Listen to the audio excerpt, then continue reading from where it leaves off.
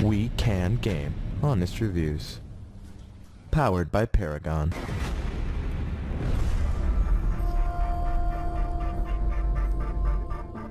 Hello everyone and welcome, my name is Andrew Can, to the WeKanGame, like it or love it. I'm here to give you my honest thoughts and opinion on today's game, Over 9,000 Zombies. This game was developed by Lauren Lemke, sounds by Clearside Music, and was published by Mastertronics. But before we get started on this review, here's the table of contents.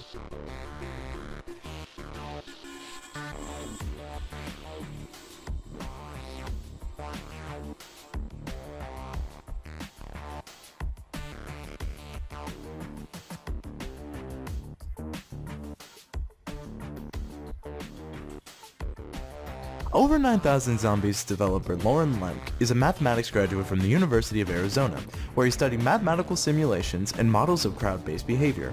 He has been playing video games ever since he was a child, and started programming from an early age as well.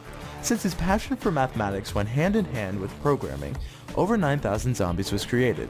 Along the way, Lauren teamed up with Clearside Music, which is an independent producer, songwriter, and programmer. Together they created the game Over 9,000 Zombies. Now, because this is a shoot-'em-up zombie game, there isn't much story, so we'll continue onward to gameplay. The game starts you off at a 4-way intersection with a magnum pistol. Then you have 5 seconds before the zombie hordes start pouring in. You have two options. You can either stay and fight, or you can move around.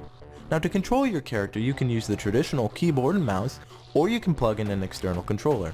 I find while using an external controller, it makes it feel more like an arcade shoot-'em-up, where if you are to use your keyboard and mouse, because of the preciseness of the mouse, you get a little bit more precise shots. Now, the main objective of the game is to see how many days you can survive in this zombie shoot-'em-up. Now, you have two ways you can try to survive: by moving around frequently, or by building up a base with what the zombies drop. The zombies drop a variety of things, such as health packs, grenades, power-ups, weapons, and scrap metal. When you have about 35 scrap metal from the zombies, you can start planning and building your base. Base building is one of the most fun aspects to be had in this game, and once you have about 35 pieces, you can go in your inventory and start placing down barricades. On day one, your main focus is not going to be on so much as building a very powerful base as much as just building the walls of it and just fighting off the zombies. But as the days progress, so will your base. I'm going to speed up the on-screen footage now so you can see what I mean when I say as the day progresses. This game features a unique lighting mechanic which causes the world to get darker as time passes. A day in Over 9,000 Zombies is about 5 to 10 minutes in real time, so during this 5 to 10 minutes, you'll want to go in and out of your base collecting scrap metal to help further improve your base and your defenses. Once you defeat the zombie horde for a day, you have a minute to collect anything you see on screen, as well as improving your base in that time. At the end of this minute, you will make it to a new day, where the zombies get a buff to make the game more challenging. However, during this time, you can set up turrets. You can also set up new defenses to help even out these more challenging zombies. But your base isn't the only thing that can get an upgrade. You yourself as the character can get new weapons to make the game that much easier. Currently there are over 23 weapons for slaying zombies in Over 9,000 Zombies. These weapon types range from civilian, military, and futuristic. Each one of these weapons does a different amount of damage to the zombies, making your time slaying them that much easier. Because of the amount of weapons, I cannot showcase them all in this video, but I will place a picture on screen now of all the weapons you can obtain currently in Over 9,000 Zombies. On top of the different weapons, there are also power-ups dropped by the zombies, which make slaying them that much easier. These power-ups include incendiary rounds, which cause the zombies to burst into flames on impact of the bullet. Rapid fire, which allows you to burn through your magazine faster, putting more bullets out against the zombies. Double damage, which doubles the damage output of your weapons. No reload, which allows you to shoot continuously of your weapon. Super speed, which increases your character's movement speed, allowing you to quickly move past the zombies. And finally, God mode, which allows you to be invincible, running through the hordes of zombies without taking any damage at all. But that's it for the power-ups and the basic gameplay. I want to take a look at the good and bad of Over 9,000 Zombies. One of the good things about over 9,000 zombies is the base building mechanic. It's a lot of fun to build and create your own unique base, and protecting it makes you enjoy it that much more. You're protecting what you put all your work into. That gives you a sense of pride when your base is strong and the zombies just can't penetrate it. One of the bad thing about the bases is when the days start getting higher, the zombies can just start cutting through them so easily.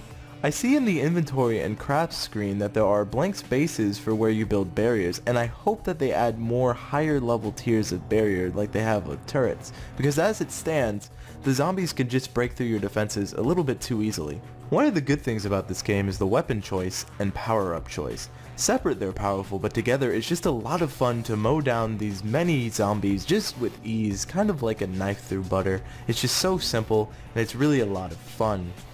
One of the biggest issues I have with the weapons is that the zombies will constantly drop weapons you already have. The biggest issue with this is that it's very rare to get a weapon drop, and it's very frustrating when you see a new weapon on the ground but you've already collected it. Yes, you could argue that you can already see you own that weapon in your inventory, but the fact is that there's so little weapon drops as it is, to get a repeat is very frustrating. One good thing about this game is that when you die, you keep all the weapons you've collected through your playthroughs. That makes restarting a lot of fun and not as frustrating as if you would have to collect each weapon again each time. And going to the higher days and getting a higher day from the last time you played is just that much more rewarding, making you want to come back and beating your previous highest day. It just makes it a lot of fun. That's going to be it for the good and the bad. I want to talk about some of my own personal suggestions for this game. One thing I would like to see from this game is definitely a little bit more story for our main character. I know this is a top-down zombie shoot 'em up, but even adding a little bit of character would really help us relate to the guy fighting through this. Even Doom Guy had the name Doom Guy. It could be Zombie Guy for all I care. But all I want is just to relate a little bit more to him. Why is he in this situation? Why are the zombies here? One way you could do this is maybe having a little comic book included in the start menu that you could read what happened, or maybe even at the start of the game. Adding that would help the players relate to the character more and want to see him survive and try to make it through the longer days. Another suggestion I have is maybe boss type zombies. It's kind of already in the game already. There's a zombie named Thomas Jefferson who's very difficult to kill. Now I'm not sure if he's a boss or not, but I'm going to classify him as a boss. Adding more bosses like the Thomas Jefferson zombie would make this game more unique and more fun. These boss zombies could come at a random higher day other than day 1 or 2, and it would be at random times, and each time, if it's random, it'd be a lot of fun just to take out a boss, and not knowing the order when the bosses could come will make it all that more enjoyable when you do get them and they do get defeated. Another suggestion I have is maybe having a way to explore the map more. This map is very large, but as it stands, it's very difficult to see all of it in one playthrough, unless of course you're playing in the co-op mode.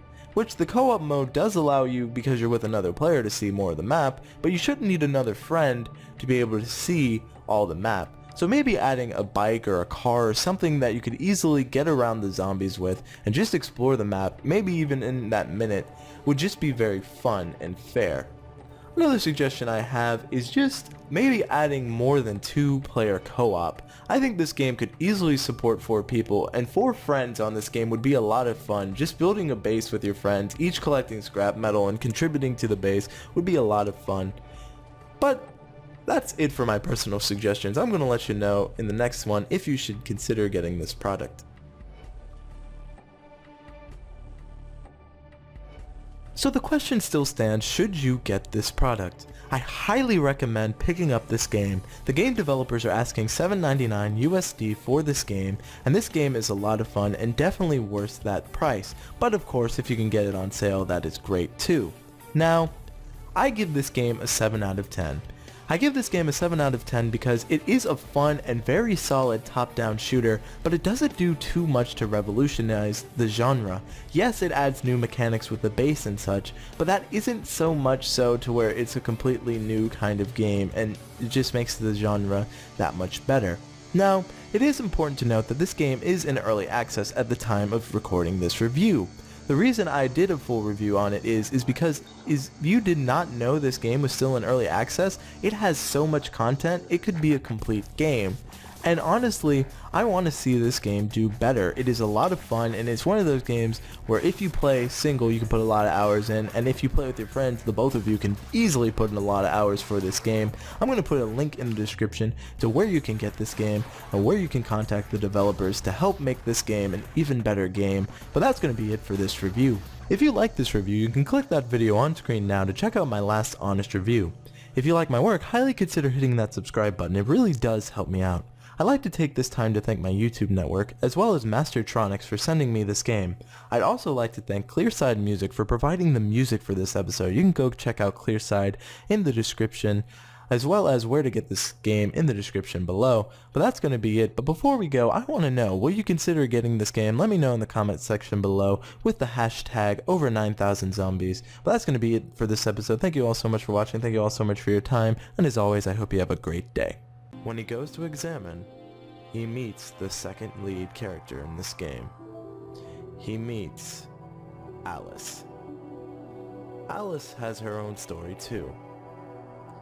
Richard and Alice soon become friends, being the fact that they're all they have in this lone environment.